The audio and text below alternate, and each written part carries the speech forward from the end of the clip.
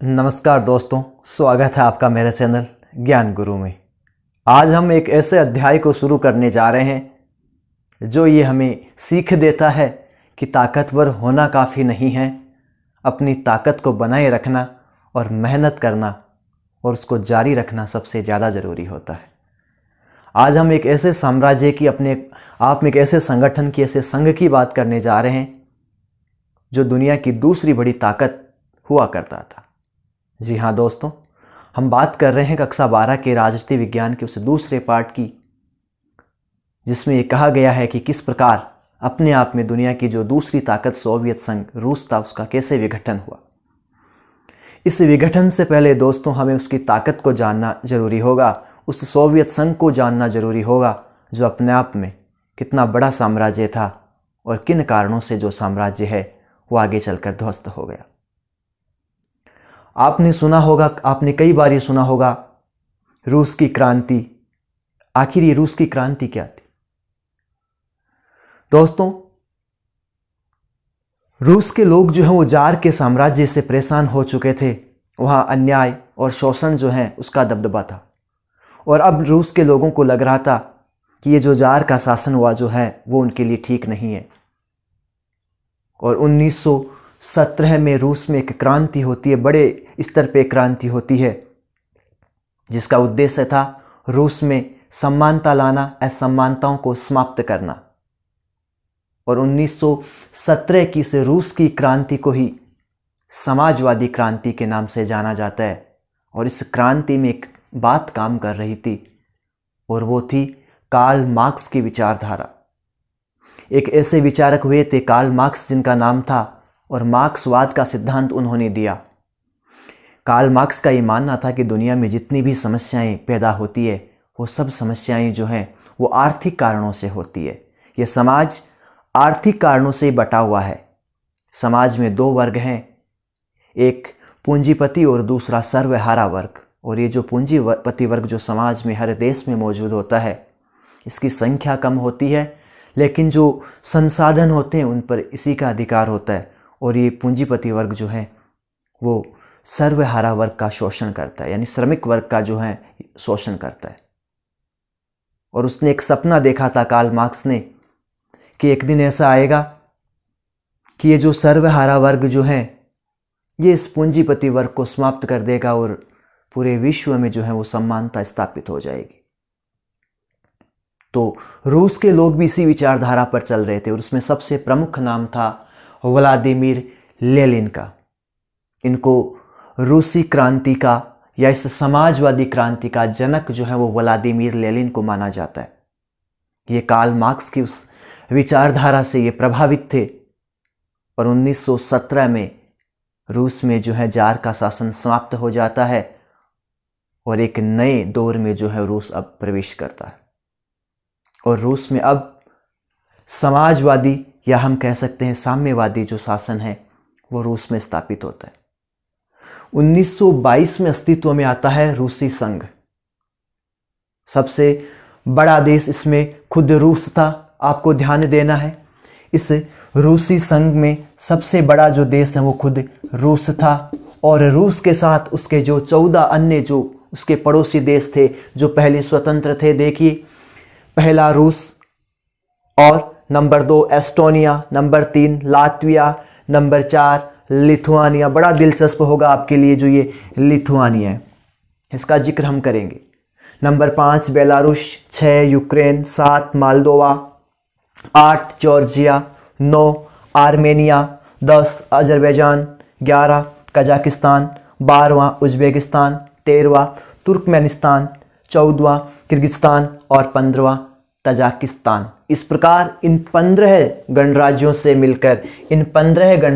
मिलकर एक रूसी संघ जो है उसका निर्माण होता है। ये पूरा जो आपको दिख रहा है दोस्तों मैप में, ये पूरा अपने आप में जो है ये पूरा जो है दोस्तों ये पूरा रूसी संघ जो है ये बना। और ये एक चुनौती थी उस पूंजीवादी व्यवस्था के सामने कि आने वाले समय में जो है ये दुनिया के अंदर सबसे मजबूत होंगे और दुनिया की महाशक्ति बनेंगे। यही वो साम्राज्य था जो अमेरिका की पूंजीवादी व्यवस्था को चुनौती दे रहा था कि आने वाले समय में हम महाशक्ति बनेंगे। दोस्तों, इन सब राज्यों से मिलकर जो रूसी संघ बना ये अपने आप में ताकतवर था, लेकिन कुछ गलतियां इनकी भी रही कि अपनी इस ताकत को ये लोग संभाल नहीं पाए। और जो 1922 में, ध्यान देने योग्य बात है, 1922 में जिस रूसी संघ का निर्माण होता है वो 1991 में जाकर पूर्णतया बिखर जाता है। इतनी बड़ी ताकत होने के बाद भी ये अमेरिका के सामने, या यूं कहें कि अपने आप को एकजुट नहीं रख पाया। यहां से कई बार प्रश्न बनते हैं। इसको अंग्रेजी में USSR कहा जाता है, जिसका अंग्रेजी रूपांतरण हो जाएगा union of Soviet socialist republics.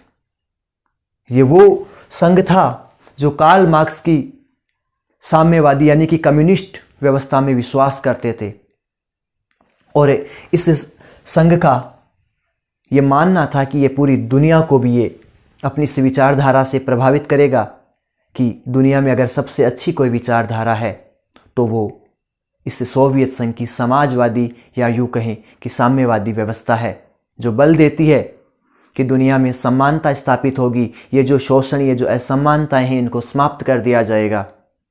और दोस्तों, ध्यान देने योग्य बात है कि इस साम्यवादी व्यवस्था की एक सबसे बड़ी पहचान होती है कि ये राज्य को सबसे ज़्यादा महत्व देता है। राज्य का मतलब आपको समझना है वो सत्ता, वो सरकार जो राज करती है। इसका मानना है कि सब कुछ जो है वो राज्य के अधीन होना चाहिए, यानी ये निजी स्वतंत्रताएं या यूं कहें निजी अधिकारों को ये कम महत्व देता है। या मैं एरियाज़ की बात करूं तो ये सार्वजनिक क्षेत्र पे कई बार आपने शब्द को सुना होगा कि सार्वजनिक क्षेत्र। सार्वजनिक क्षेत्र का मतलब होता है मित्रों कि जहां सरकार का जो है वो साधनों पर क्या होता है, सरकार का साधनों पर दोस्तों जहां स्वामित्व होता है, जहां सरकार का स्वामित्व होता है, जहां निजी स्वतंत्रताएं कम होती है, जहां पूंजीपति वर्ग जो है उसको कम आज़ादी होती है, जहां राज्य जो है उसका साधनों पर अधिकार होगा, और वो अधिकार ऐसा होगा कि राज्य लोगों के कल्याण के लिए काम करेगा। और इसी विचारधारा को लेकर ये सोवियत संघ जो है वो आगे बढ़ रहा था। जब कई ऐसे फैक्टर आए दोस्तों जिनकी हम अगले भाग में बात करेंगे, किन कारणों से सोवियत संघ का विघटन हुआ, उससे पहले मैं आपको बता दूं, मैंने कहा ये लिथुआनिया अपने आप में मज़ेदार होगा। दोस्तों, लिथुआनिया ही वो गणराज्य था जिसने सबसे पहले ये घोषणा की कि हमें इस रूसी संघ से जो है वो अलग होना है। और जब लिथुआनिया ने ये कदम उठाया तो उसके बाद लातविया और जो एस्टोनिया है वहाँ के लोगों ने भी विरोध करना शुरू कर दिया कि हमें सोवियत संघ से अलग होना है। इसके पीछे कारण ये माना गया दोस्तों कि ये 14 गणराज्य जो हैं ये इस रूसी संघ का हिस्सा थे, लेकिन इनको ये लग रहा था कि जो भी शक्ति काम कर रही है ये केवल एक तरीके से गुलामी में जी रहे हैं, क्योंकि जो भी निर्णय लिए जा रहे हैं वो सारे जो निर्णय हैं वो अकेला रूस कर रहा है, यानी जो भी मनमर्जी कर रहा है वो रूस कर रहा है, ये केवल उसका हिस्सा भर है, इनका कोई शासन में या ये कहीं कि निर्णयों में इनकी कोई भागीदारी नहीं है। और इसी बात से हताश होकर इन्होंने अपने आप को इस रूसी संघ से जो है धीरे धीरे अलग करना शुरू कर दिया। आज दुनिया के मानचित्र पर आप देख रहे होंगे, कई टीवी चैनल्स में, समाचार पत्रों में आप रूस और जो यूक्रेन का मुद्दा आप लगातार सुन रहे होंगे। कई विचारक कह रहे हैं कि ये तीसरे विश्व युद्ध की आहट है। आखिर ये मुद्दा क्या है दोस्तों? आप रूस से लगा हुआ या यूक्रेन को देख रहे होंगे, ये अतीत से ही इन दोनों की, जो यूक्रेन के लोग हैं दोस्तों, अतीत से ही इनके मन में एक ये बात है कि हम स्वतंत्र होकर जिएं। लेकिन सोवियत संघ के निर्माण के समय जो यूक्रेन है वो भी जो रूसी संघ है उसका हिस्सा बन जाता है। लेकिन इनके मन में जो आज़ाद होने की बात थी वो दबी रहती है। जब 1991 में सोवियत संघ रूस का विघटन होता है तब यूक्रेन भी इन बाकी राज्यों की तरह, गणराज्यों की तरह, यूक्रेन भी अपने आप को जो है वो एक स्वतंत्र या संप्रभु देश घोषित कर देता है। लेकिन यूक्रेन के लोगों को ये पता था कि उन्होंने अपने आप को संप्रभु तो बना दिया है। रूस के विघटन के बाद भी जो रूस हैं, सोवियत संघ के विघटन के बाद भी रूस इतना कमज़ोर नहीं हुआ है। ये जो मूल रूस को आप देख रहे होंगे ये संपूर्णतया ये रूस है दोस्तों। यूक्रेन को पता था कि हम बहुत छोटे हैं इसके सामने, और हम चाह कर भी अपने आप को लंबे समय तक इस रूस के प्रभाव से बचा नहीं पाएंगे। और इसीलिए रूस को लगा कि अगर हमें कोई बचा सकता है, 1991 के बाद यूक्रेन को ये लगा कि अगर हमें कोई रूस से बचा सकता है तो वो हमारे लिए एक ऐसा कोई साथी हो सकता है जो हमारी सहायता करेगा, और वो था नाटो। दोस्तों, आज नाटो में 30 देश हैं और किसी भी एक नाटो के देश पर अगर हमला होता है किसी दूसरे देश के द्वारा, तो बाकी जो 29 देश हैं वो उसे अपने ऊपर हमला समझेंगे और अपने साथी देश के लिए जो है उसकी सैन्य मदद करेंगे। तो यूक्रेन को लगा क्यों ना मैं भी इस नाटो में शामिल हो जाऊं, और जैसे ही कभी ये रूस मेरे ऊपर कोई हमला करता है तो मुझे 30 देशों का जो साथ है वो एकदम से मिल जाएगा। लेकिन रूस ये अच्छे से जानता है कि रूस की जो लड़ाई है वो किससे है, वो है अमेरिका से। आज भी जो है ये दोनों आपस में एक लंबी लड़ाई आज जो है ये कूटनीतिक, आर्थिक, राजनीतिक लड़ाई ये लोग लड़ रहे हैं।